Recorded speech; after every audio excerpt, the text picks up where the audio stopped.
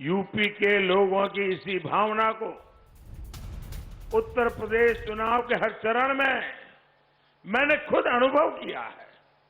साथियों, हमारे गांवों की एक शक्ति ये भी है कि जब संकट आता है तो हर कोई गीले शिकवे भुलाकर एकजुट हो जाता है।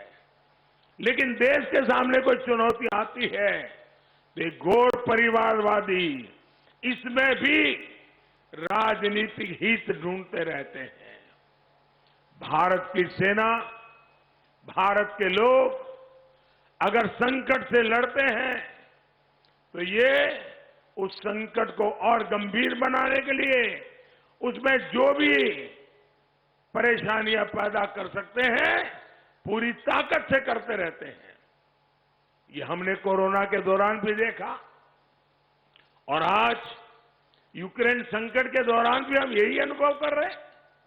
भाई और बहनों, अंध विरोध, निरंतर विरोध, घोर निराशा, नकारात्मकता, यही इनकी राजनीतिक विचारधारा बन चुकी है।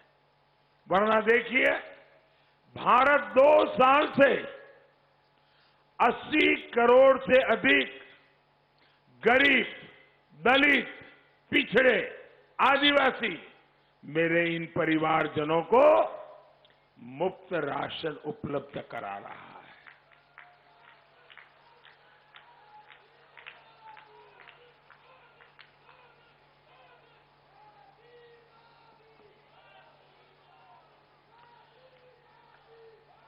पूरी दुनिया हैरान है, इतना बड़ा काम। लेकिन मुझे खुशी है कि मेरा गरीब खुश है, मेरी गरीब मां मुझे आशीर्वाद दे रही है।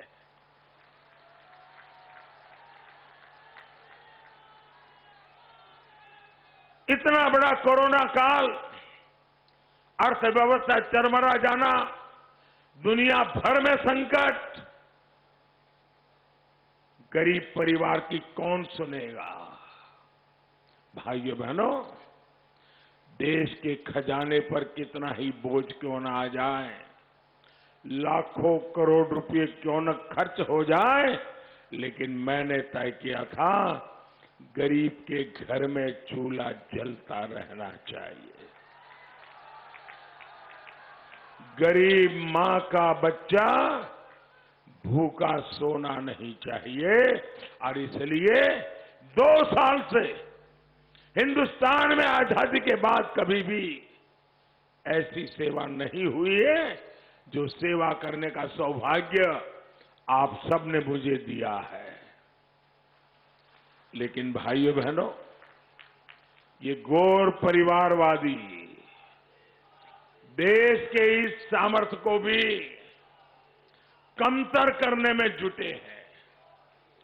दुनिया का कोई भी बड़े से बड़ा, समृद्ध से समृद्ध देश 100% कोरोना टीकाकरण, मुफ्त टीकाकरण के नजदीक भी नहीं पहुंचा है। कई देशों में टीकाकरण के विरोध में धरने प्रदर्शन चल रहे हैं। भारत का हर नागरिक शांति से मुफ्त टीका लगा रहा है। भाइयों बहनों, जरा हाथ ऊपर करके मुझे बताइए, आपका टीका लगा है? आप सबका टीका लगा है? अच्छा, मुझे बताइए, दुनिया में तो टीके लगाने के लिए हजारों रुपया खर्च होता है। आपको कोई खर्चा हुआ है क्या?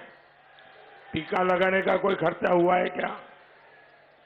आपको 1 पैसा भी देना पड़ा है क्या?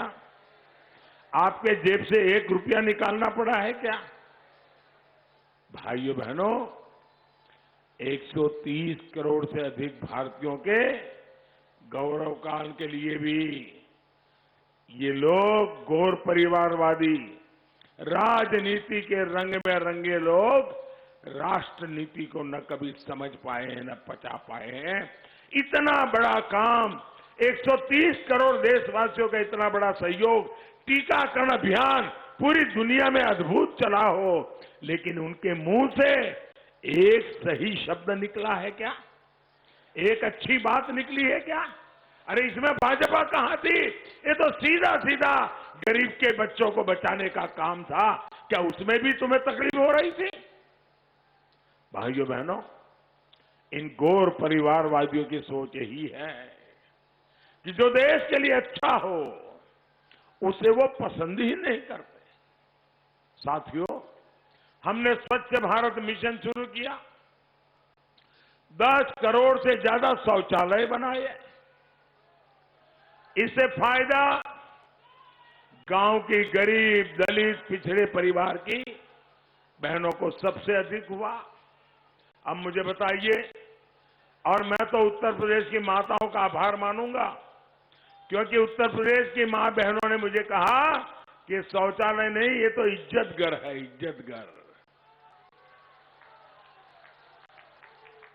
ये महलों में रहने वालों को पता नहीं है दोस्तों, अगर घर में शौचालय नहीं है तो एक गरीब मां को कितनी तकलीफ उठाती है, उनको पता नहीं है। एक तरफ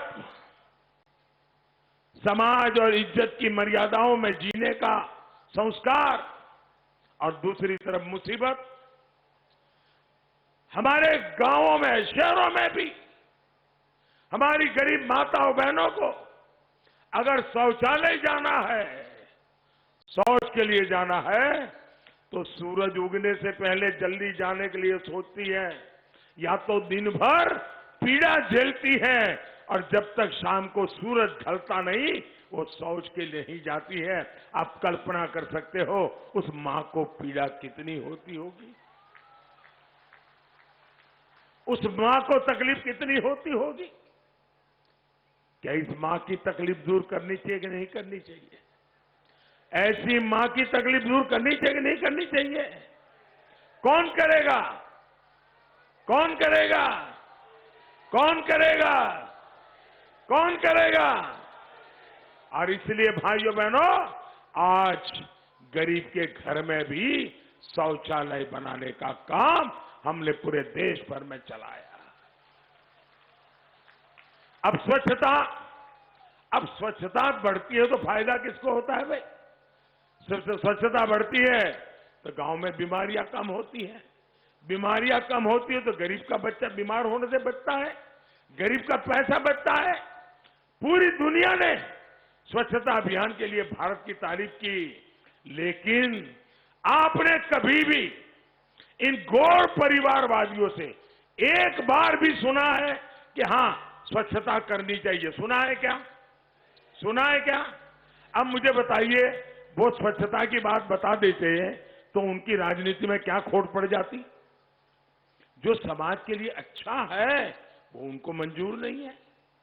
मोदी आज आत्मनिर्भर भारत, वोकल फॉर लोकल, यानी भारत में बने सामान को अपनाने की बात कर रहा है।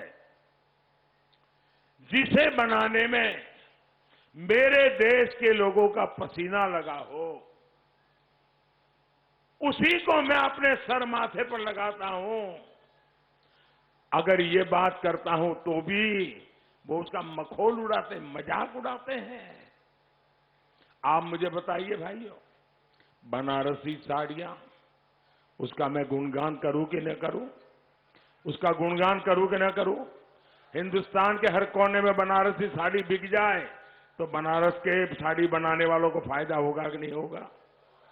मेरा बनारसी लंगड़ा आम, मैं जहां जाऊं मैं बनारसी लंगड़ा आम के गीत गाऊं, तो भैया हमारा बनारसी लंगड़ा आम हिंदुस्तान में बिकेगा कि नहीं बिकेगा?